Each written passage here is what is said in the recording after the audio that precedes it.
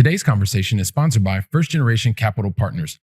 For me, really, to go to the next level, I had to take a step back and say, this is where I want to go. The actions that I'm taking right now are not helping me get there because I'm controlling everything and all of the decisions are coming from me. And I can only make so many decisions. Whereas if I have other partners, we can all be making decisions and be able to accomplish way more. You're listening to the Going Long podcast with Billy Keels, the #1 podcast for long-distance real asset investing.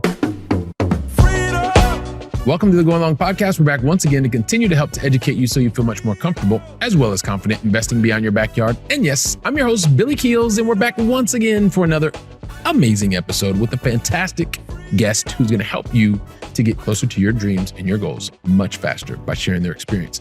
But before we do that, I just want to thank you once again for you continuing to share across social media, screenshots, tagging us. We think it's awesome. You're doing that across LinkedIn and Instagram, and it's really, really cool. So thanks for that. And it also always continues to help to attract new Going Long podcast family members, and we really, really appreciate that. And you consistently being there for us. And also too, you know what? If you want to leave that honest written review as well as rating, I know you've thought about it for a while. We've got a nice simple video. You can do that on the Apple Podcast platform, on the Spotify platform. And we'd really appreciate that. So go ahead, feel free to leave us that nice, honest written review as well as rating. And we'll help to attract others to the Going Long family. And then also too, for those of you who are interested in checking out all the previous episodes, all you need to do is go to firstgencp.com/podcasts. Once again, that's firstgencp.com/podcasts. And you can check out every single podcast episode. You got the transcripts, you have the audio version, you have the video version, all that cool stuff. So go check it out and feel free to share any of the episodes with your family and friends as well. And listen, I know many of you want to find out how you can make sure that you have high performing specialists on your team. We have a guest that's going to talk about that. Not only did he see what it was like and understand because he saw it firsthand from his own father and his construction company, but today we're going to talk to you exactly how you can make sure how you can have the right specialists on your team as you continue to build out your real asset portfolio. Because today's conversation with Oliver Fernandez of McKinsey Construction LLC, he's going to be bringing you lots of really, really good insights, and we're going to get to that just after this. So if you want to understand the importance of having high-performing specialists on your long-distance investing team and why that's important, then guess what? Today's a conversation you're going to want to listen to until the very last word. I promise. You know why? Because today's guest, awesome guest, not only has his BA of Civil Engineering from a school that's known as Syracuse. He may tell us a little bit more about that. He also has his MA concentration in construction management from Georgia Institute Tech. He is a real estate investor, business owner, and he is on a mission to build quality construction of high performing teams. It gives me great pleasure to welcome to today's conversation the founder of McKinsey Construction LLC, Mr. Oliver Fernandez. Oliver, welcome to the show, man. Hey, really appreciate you, Billy. Excited to be here with you, and I share my insights, share my experiences in business, investing, and life. Yeah, man, I'm really looking forward to that. And Olivier Fernandez, as I mentioned to you earlier today, Mr. Oliver Fernandez, we are super excited to have you on the show. This is one of these things, like the Going Long family knows this about me. I lived in France, I live in Spain. And so I think your name and being able to pronounce it multiple ways is awesome. So hopefully you're okay with that. I love it. I mean, the way you say it, like it's music to my ears. Keep saying it that way. It's cool. All right. Fantastic. Well, listen, man, I like to ask everybody at least 5 questions. You're going to get 2 in the beginning. You're going to get 3 at the very end. And then, you know what? Oliver, you're going to get a lot of questions in the middle. I just don't know what those questions are. So let's start out with the very first one. Help the Going Long family get to understand who you are a little bit more by helping us understand where you reside in the U.S. Yeah, I live in Washington, D.C. right now. I'm originally from Maine, a country boy, a reverse country boy. I remember I moved down here in 2013. I was first living on my sister's couch while I was getting into my first real estate deal, getting my business off the ground. And now we live with my wife and 2 kids. I got a daughter who's 2.5. Her name is Liliana. I got a son who's my name, Oliver. His middle name's different. It's Glenn, which is after my father-in-law, and then Fernandez. And then I got my wife, who's amazing, also an entrepreneur, also a business owner, also an investor, Leah. We all live in Washington, D.C., just north of DuPont Circle. Okay. All right. Fantastic. So appreciate that and helping us understand from the state from which you hail and also understanding where you live now. And help us understand another thing, Oliver. Like, I'm a big person on positivity. Help us understand, what is the most positive thing that's happened to you in the last 24 hours? You know,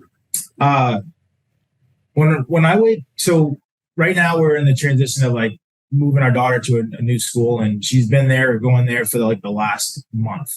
And when we first brought her to school, it was like me and my wife both walked her up the stairs. We were like kind of on pins and needles, and we put her down, and we both leaned in for a kiss, and the teacher grabbed her hand and she was off to the races. And I was like, whoa. And then the next day it was a little different. She was like, no, Mama, Daddy, no. And she didn't want to go. She was like scared. She was a little nervous. She had to build that courage muscle. But today I dropped her off and I put her backpack on. I gave her a little blanket, and the teacher wasn't even there, because normally the teacher's there to receive her. Teacher wasn't even there. I patted her on the butt, and she just went right in. She knew her little path to go. And so it's just, that was like the most positive, inspirational thing that's happened for me in the last 24 hours. Because I love just seeing growth. I love when I experience growth in my own self, and then seeing her experience that growth. It's like there's nothing more exciting, invigorating, enriching for my life than that. No, that's really, really awesome. Appreciate you sharing those stories. And so interesting, right? So many times that the things that are positive, we focus so much, or at least I did, because that's where I came from, is a place of not having a lot of financial resource. So I used to think the most important things were always going to be around money. But quite frequently, we realize that it's about the moments, it's about the experiences, it's about the growth that we see either in ourselves or in others that really are the things that stand out on a day-to-day basis. So I appreciate you sharing that with us, and hopefully you're going to continue to see many more of those days and lots of growth. And before you know it, your daughter will be going, "Hey, Dad, you know what? It's all good, man. I'll drop you off somewhere." so it's fantastic. And also to Oliver, listen, I know we're just kind of meeting, but the entire Going Long family already knows this about me. I am someone who is a recovering perfectionist, which means sometimes I try to do things that are like, I set a really high standard. And sometimes it makes me do things that are almost impossible to do. For instance, trying to tell your entire backstory in 2 seconds. It was never going to happen, but I try week after week to like make this amazing intro and talk about all the things you did in 2 seconds. Hopefully you'll forgive me, but I always like to try. And at the same time, hopefully you will help me out, Oliver, because it's really important that the Going Long family gets to know you. So what I would love for you to do is help me out by you telling your own backstory in your own words, and you take as much time as you need to tell your backstory so that we understand more about who you are and how you got to this point in your journey. I would also ask one other favor, is that you would talk to us about some of the major decisions that you've made in your life, because sometimes those decisions can be difficult, sometimes they're really easy, but just to help give us a sense of some of the major decisions that you've had to make to get to this point in your journey, and then we'll see where you and I take the conversation from there. Love it. Yeah, so it was great. And when I first, was coming up, my parents were entrepreneurs. My dad owned a construction company. My mom was like more of like a support for him in that business. But then she also branched off and doing some real estate investing, and then also, helped build some school initiatives. And seeing that really opened my eyes to a lot of things. I knew what was possible in the world, because like I saw my parents make millions of dollars. But then I also knew like the downside of that, because I also saw my parents lose a lot of money and go into bankruptcy and see what that did to our family.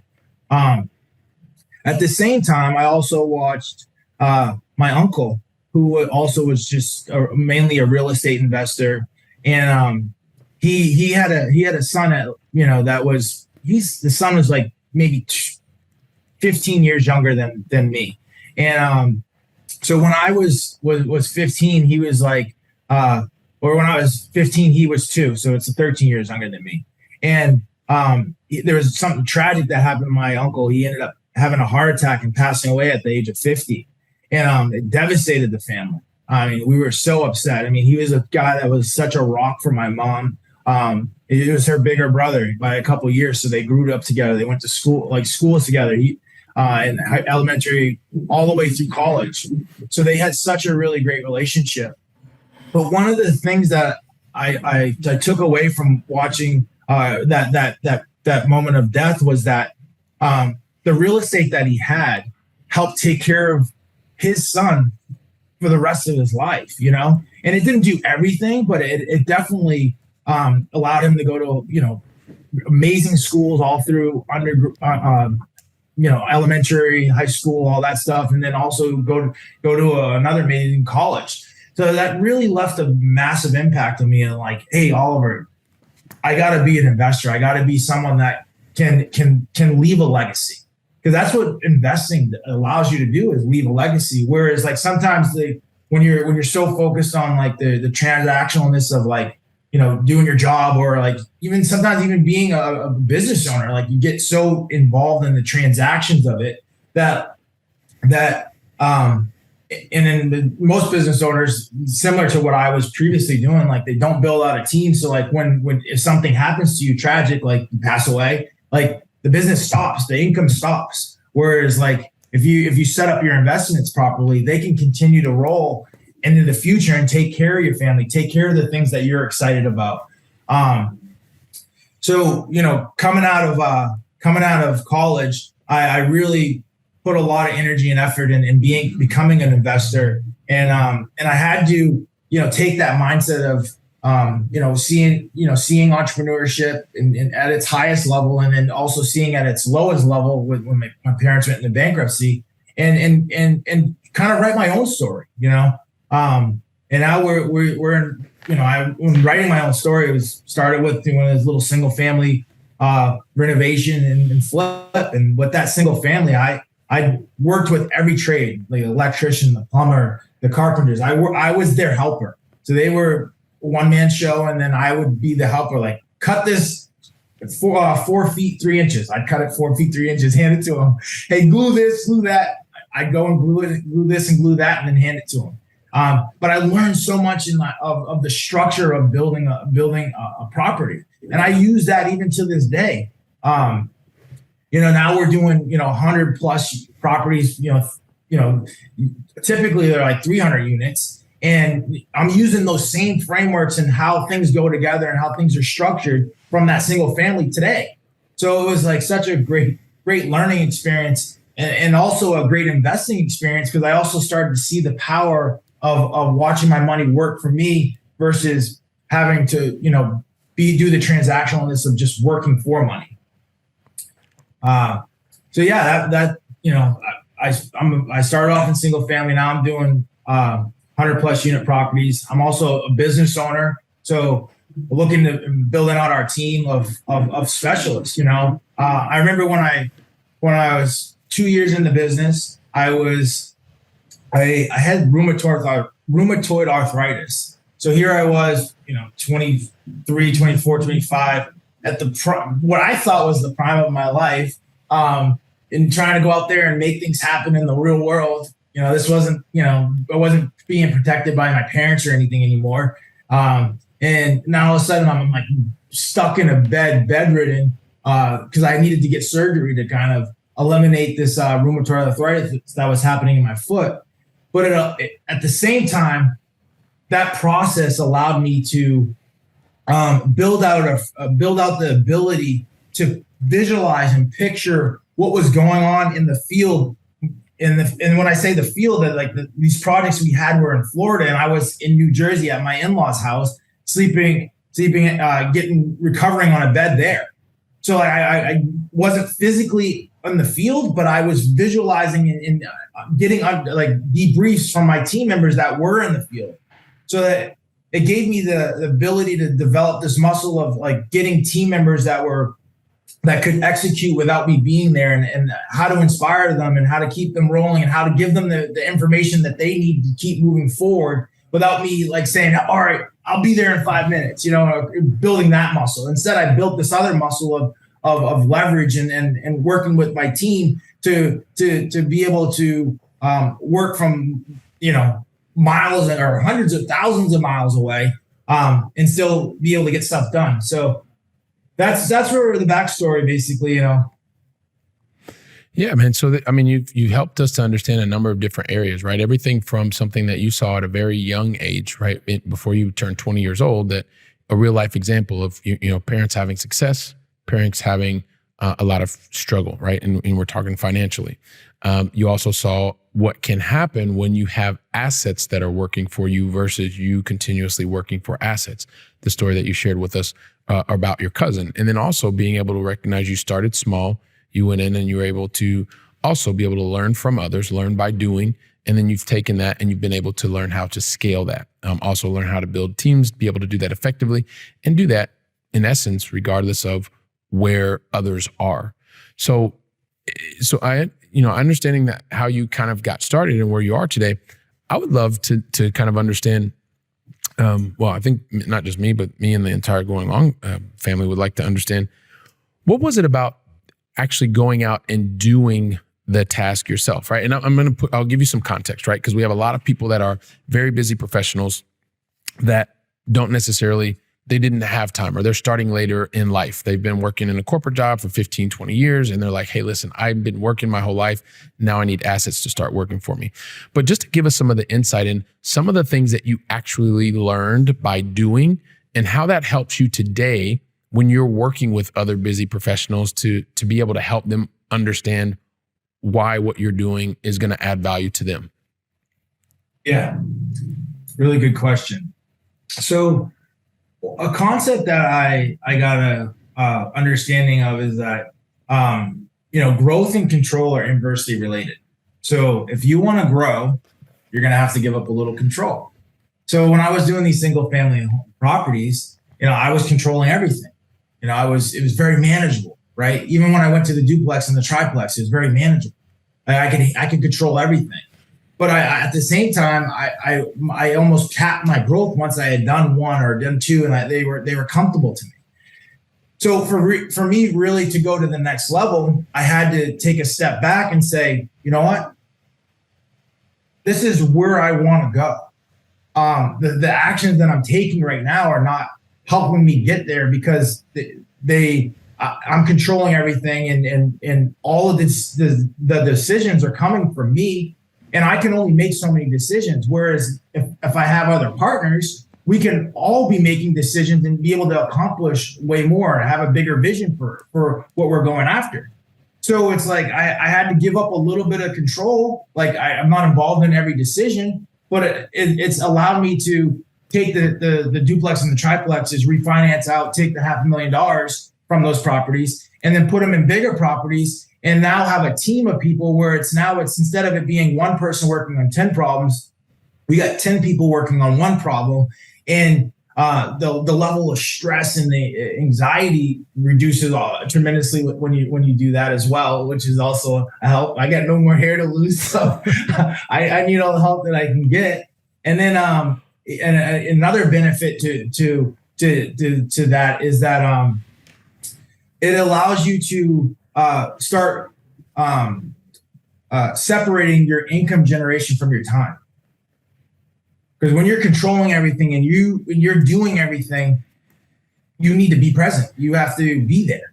And if you can learn to separate your income generation from your time, then you can still be making money while you're going to visit Billy in France and Spain and going to Africa or going to Israel, all these places that I've always dreamed of going. So yeah, that's where I would start. That's how if I was a busy professional, which I am, and a high income earner, which I am, that's exactly where I would start, was with that framework. If you want to grow and you want to make more money, you have to find a way to give up some control and get other people also making decisions for you. But in a structured way, right? You're not going to just say, hey, Leah, go do this, and hope it comes back. It needs to be in the vehicles and the areas that you already know a lot about, and that that can generate the types of returns that you're interested in. which is absolutely fantastic. So because at a certain point, you do need to be able to generate income to be able to, what I always like to say is you're purchasing more of your time, right?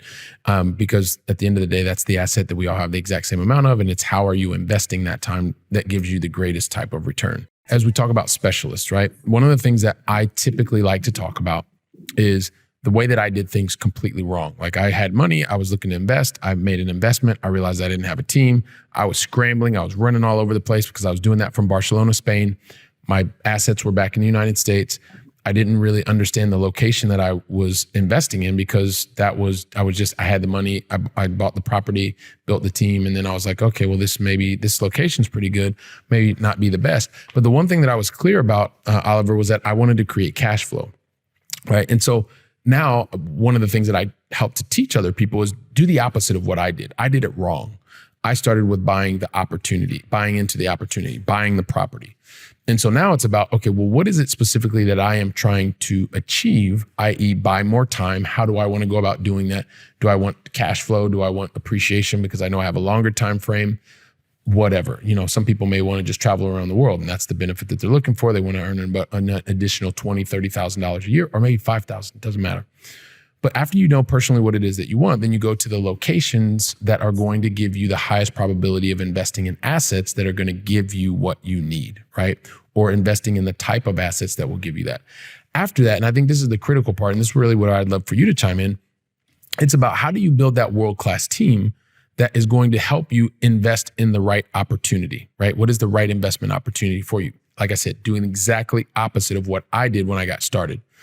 But help us to understand, if we focus on that team part, right? Because this is where you also have loads of expertise, is how do you then go about really building out or being able to, you talked earlier about being able to give the clear direction. And whether you're a passive investor or an active investor, what are some of the keys that you found to being able to build the team that's the right high-performing team for yourself? Yeah, really good question. So when I first, started out, like the people that were immediately around me, they didn't have experience doing what I wanted to do. So I almost developed this thing that held me back later on in life, was like I had to almost like quiet and shut down the people who are around me, so that I could just like get off the ground and get going. But then once I got going, I needed to turn that off. I needed to bring other good people around me, and I kept it turned off for too long. And then all of a sudden we were doing like millions of dollars in revenue, and I wasn't bringing the proper people around me. So I personally suffered from it, because it was like all of a sudden here it's like a 24-hour day and I'm working 20 hours. Yes, I had like the tangible resources that I've always dreamed of, but like my life was crappy, in terms of like ability to really go out and leave for a week or leave for a couple of days and really enjoy that, right? So I now I've turned that on, and it's and the way you turn that on is I listened to a podcast, and in the end of the podcast they invited me to go to an event, and I went to that event, and I was at that event, and I was like, holy cow, there's other high performing people just like me out here in the world. I was all of a sudden with my people. I thought there was no one else like me, because I was comparing myself and my situation to everybody that I had grown up with, or my family, or my current surroundings. But then once I opened my mind up and went to that event, I was like, holy cow, there's other great people like me out here. And having that understanding and seeing that was like, okay, I'm willing to give up some control, because I know this person's can make a good decision. And the reason why I know that they can make a good decision is they've already made good decisions for themselves, and to put themselves in the current situation that they're in. And I vetted that out, and I vetted that out before I went deeper with them. But once I did understand that, I was like, great, let's do bigger things together now that we have, not just one high performer in me. Now we got 2, 3, 4, 5 high performers that can go and take down $100 million deal, or do a $250 million fund, or buy that 100+ unit property. So yeah, but I couldn't do that on my own. It's overwhelming when you think about doing something like that on your own. Like I was overwhelmed with my duplexes and triplexes and quads. For me to get to that level, I had to bring on the team.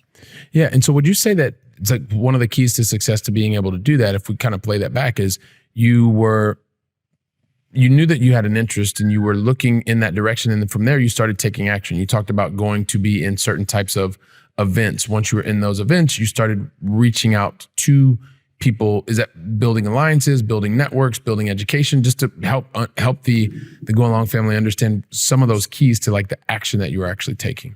Yeah. Is that accurate? Yeah, no, 100% accurate. And it's a really good perspective that you're looking at that from.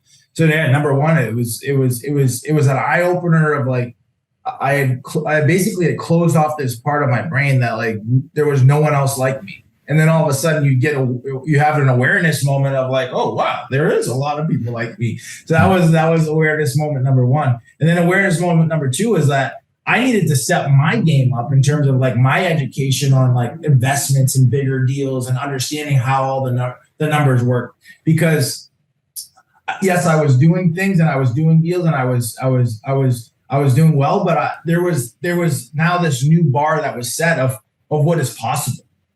So my mindset opened in terms of like being open to getting more mentorship and coaching. And then I started thinking about it, and it's like, yeah, I've had mentors in every area of my life. Why did my construction company get to where it's at? Because I found a mentor that was doing exactly what I wanted to do, had done tens of millions of dollars worth of this business. And I went out and found the business, and he helped me execute on it. And then I got the results that he said I would get. Same thing with real estate. I found a mentor that was already buying the type of properties that I wanted to buy, was able to get through the design process and the renovation process. And I got mentorship from him to be able to get the same results that he was getting. And now all of a sudden I wanted to get these bigger results. I had to get a mentor to help me get those bigger results. So yeah, you hit it right on the head. It's an awareness that there's people like you that you can trust and grow with. There's the education part where sometimes you gotta level up, and it's great. I love being in environments where I'm not the smartest person, where I have to level up. It forces you to grow to be able to hang with these people. Yeah, and so when you're able to get into the new environment, it goes back to one of the things you were saying earlier. It's how do you grow, right? In the typical saying is you grow outside of your comfort zone, or growth happens once you're outside of your comfort zone, right? And at the same time, if we also bring it back, because you talked about one of the things that finding someone that does what you do.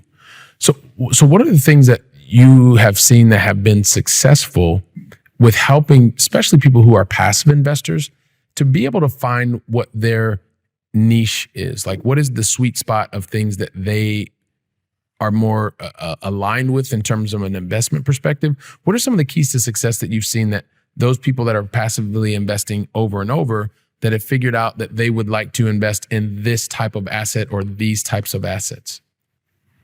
Well, I first want to congratulate everyone that is a passive investor, because now all of a sudden they're getting compound interest working for them, right? And then that's like one of those things where most people don't understand it, and they have compound interest working against them, like with their credit cards. They got things that are there. Somebody else is charging them 18% a year instead of getting their money working in vehicles that can be 15 to 18% a year. So I think being a passive investor is a great decision. And honestly, I invest my money passively as well as doing these deals actively.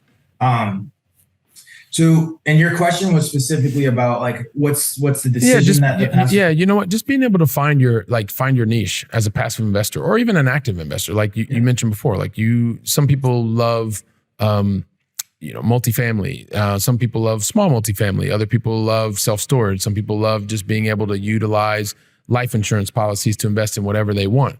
Basically, just from your perspective, how have you found that the people that find their niche the most frequently and feel comfortable with that, how they've gotten to that point? Yeah. So, I mean, the way I think about that is like, you got to try something, and it doesn't have to be It doesn't have to be all in at one time. And the reason why I say that is because nobody knows what they like until they get involved in it, Right. I love real estate because I like the little drips. I like the cash flow drips. And then I also like appreciation and the bigger capital gains of when we sell a property or refinance the property. I also like the ability to be able to buy $100 million worth of real estate for $25 million, So like, I love all of those things about it, but you need to find out what you like. And the only way you can really find out what you like is to open your mind up and try things, over the last 5 years, I've opened my mind up. I never would touch the stock market. I hated it. I just was like, I've just seen too many people just like, make money, but then, they lose all this money. And I just, and I took that experience or that hearing of that experience, and I overlaid it over the stock market is horrible. But it came a point in time with my construction company where we have to hold cash in a bank account for our bonds. And then all of a sudden that cash is basically losing money every year because of inflation. So I then opened my mind up and was like, how can I take this money and get it to work for me? So then one of my friends taught me a way where we could buy like stocks and then put some puts on it. And it was way over my head, it caught my attention because we actually started making money on it, but we also protected our position with the puts. So it's trying things and seeing if you like it. Now after investing in stocks, I now understand why I love real estate way more than investing in the stocks. But I had to try the things myself to really get a better understanding of how they actually function, to get to what I want to put my time and energy and effort into. Yeah. And one of the things that you are helping just to reiterate is, I got into a certain point, Oliver, where I was, I wanted to call you Olivier, but Oliver, I was in this point where I was like a theoretical mastermind. Like I knew all the formulas, but I wasn't taking any action. And so Going Long family, what I want you to hear, what Oliver's saying is it's exactly that. Like, don't get in this whole point of where you just theoretically know all this stuff. The very first time that it also happened for me, when I started realizing which niches, because there's not just one, do I actually appreciate, it's when I started putting my money behind them. And then I started, when I placed my money, that's what drew my attention. Then I started paying attention. Then I knew, yes, I like this. No, I don't like that. I like how this feels. I don't like how this feels. This gave me no control. This gives me more control, et cetera, et cetera. But finding your niche or however you want to say it, it's really about going from theory to practice. You have to place capital, because if you don't place capital, you're going to be like Billy was back in the day, which is just like this theoretical mastermind who had zero assets working for him. And I was working I was working a lot. I was going to say something, but I decided not to say it. So let's just leave it that way. So listen, I appreciate you sharing that with us, Oliver. And here's one of the things, like, we've got to get ready and get to the Going Long Final 3, because like, it's just that time. But the thing is, Oliver, I never ask anybody the Going Long Final 3. And today you're our special guest, unless you tell me that you're ready. So my question for you is, are you ready? Yes, sir. I'm ready. Why did I know you were going to say that? I was absolutely positive you were going to say that. So here we go. So we started with you over in the DC area, although originally you hail from Maine. So, but I'd like to bring things back to this side of the pond now. And Oliver, one of the things is, I live over here in Europe. This is now my new adopted home side of the pond. And so I would love for you to share with me and the entire Going Long family your favorite European destination that you've either visited or still on your bucket list to visit. Your favorite European city that you've either visited or still on your bucket list to visit. I'm going to go with the bucket list because I want to talk about it. So I get rolling over there to it. So I want to take a trip with my wife and my kids and family members that want to attend to the Amalfi Coast. And I want to get a yacht and just be there and be on the water and just totally experience all of the beauty that part of the world has. And you're probably, are you familiar with that? Montebella. Yes, it's very, very nice. And yes, you probably know it better than I do. Well, listen, when you're going to get the yacht, you can give me a call. I know we're not family members, but give me a call. If you have some extra space, we'll hang out with you. Yeah. No, it's a lovely place, absolutely lovely place. And this is a great bucket list area to be able to go to. It's absolutely spectacular. And like I said, let me know when you're ready to head over here. So question number 2 then, Oliver, is, and this really goes back to a lot of the experience that I've had around being able to interact with people that are very successful, right? I consider you to be someone who's very successful from business ownership, from someone who has continued to evolve in the real asset game. You're sharing with us the way that you're building teams as a business owner, et cetera, et cetera. And so one of the things that I've always recognized about people that are very successful, and hopefully you'll agree with me, is that people that are very successful, they typically go and they want to put together a plan. They put that plan together, and then from being able to go from plan to execution, they get the right people around them, and then they go out and they start with the plan. And then the very first time that they want to put the plan in place, everything goes perfectly, which allows them to go even faster, more.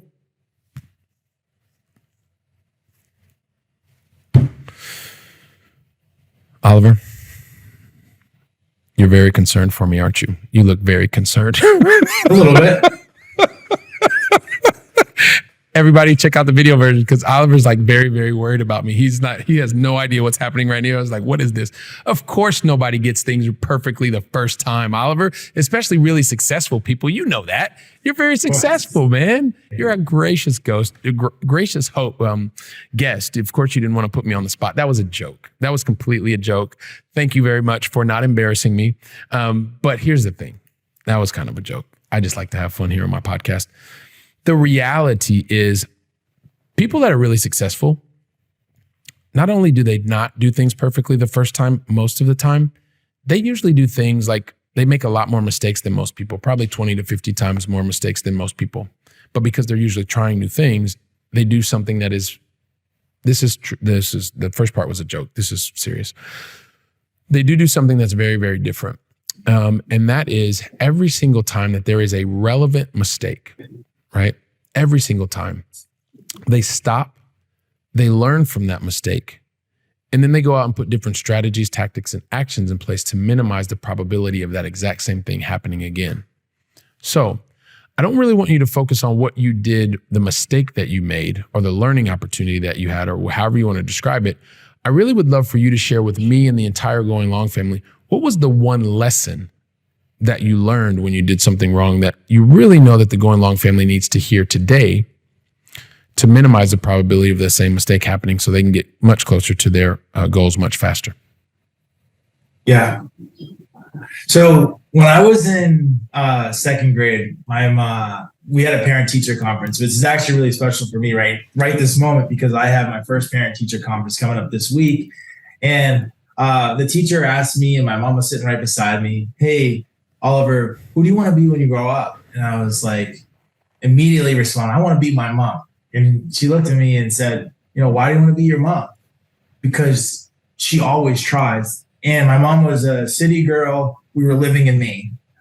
We would get hit with snowstorms. We get hit with, like, when I mean snowstorms, I mean like 3 feet of snow in Maine. And she's from DC, where you get like a dusting and the whole city shuts down. Ice storms, we'd lose power, all of these things. But she always would try. She'd always try, and I'd be right beside her, getting the wood for the fire, driving down the icy roads to try to, get gas or whatever it was. And that's the thing, is like, you gotta try. You gotta build that courage muscle to just try the thing. And then once you start the thing, you're gonna realize, I don't like it, then you can pivot, or I do like it, and then you got to do it more. Just for me, like, I started investing. It didn't start off with like hundreds of thousands of dollars investing. It started off with, $10,000 and $20,000, and now it's consistent. And now it's like, it's a part of who I am, and I love it so much that I wanted to invest all my money, because I understand the fruits that come from that, planting those seeds. So yeah, that would be my thing. Fantastic. So be able to make sure that you're trying, you're taking action, and be able to continue to move forward. So thank you very much for sharing that. And I'm sure your mother is very, very proud. So, and with that, listen, Oliver, this is the last question. Question number 3 of the Going Long Final 3. Help us understand, just to help feed our minds, what is the one book that you would recommend to the Going Long family today? So the book that changed my life was the Rich Dad Poor Dad book. Got me thinking, don't want to be on the left side, I want to be on the right side. But the cool thing is that was one framework. But I realized, multiple years later that Robert Kiyosaki wrote another book, and it's called Why the Rich Are Getting Richer. And then that book was even more of a game changer. So yeah, go check that book out. Why the Rich Are Getting Richer. Why the Rich Are Getting Richer, man. So, these conversations go by super, super duper fast, man. And I think about you starting out the conversation. You're telling us about, your dad and the construction company, and then also to being able to see mom and dad have the highs, have the lows.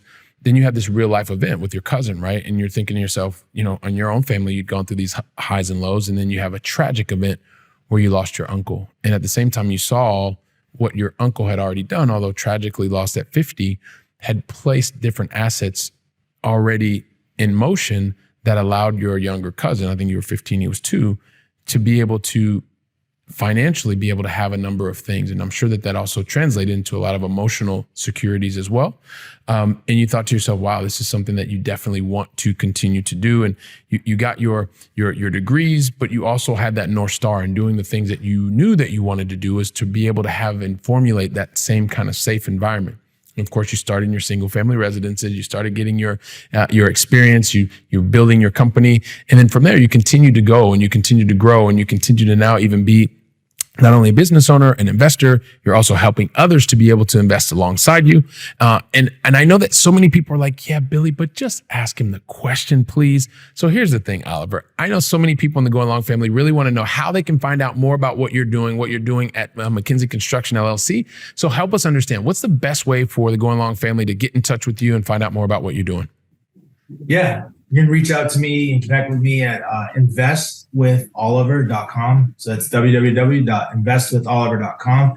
And when you put your information there to connect, we'll give you an asset that will show you exact examples of how you take $50,000 and make it $100,000, how to take $200,000 and make it $400,000, and how to take $500,000 and make $1 million.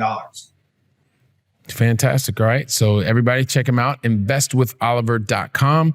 And listen, man, Oliver, I just want to say thank you very much for allowing me to also say and pronounce your name as Olivier, which I think is kind of cool. Very nice of you. And I do want to say thank you so very much for deciding to invest your time with me and the entire Going Long family today. Thank you so much. Appreciate it. Have a great day. Okay, awesome. And listen, if you give me like 10 seconds, I just want to say a couple seconds of words to the Going Long family and we'll get out of here. Listen, everybody, Oliver shared his experience. He talked to you about the importance of the assets, even when he saw early on in life. He talked to you about being able to take action. Don't be stuck in that theoretical area. Take today's conversation, listen to it again, share it with your family, with your friends, have a conversation about it so that you can go from theory to also practical knowledge. And listen, while you're doing that, he's also giving you a way for you to reach out. So if you want to reach out to him, do that. While you are taking action, I'll be here preparing the next conversation. So until then, go out and make it a great day. And thank you very much.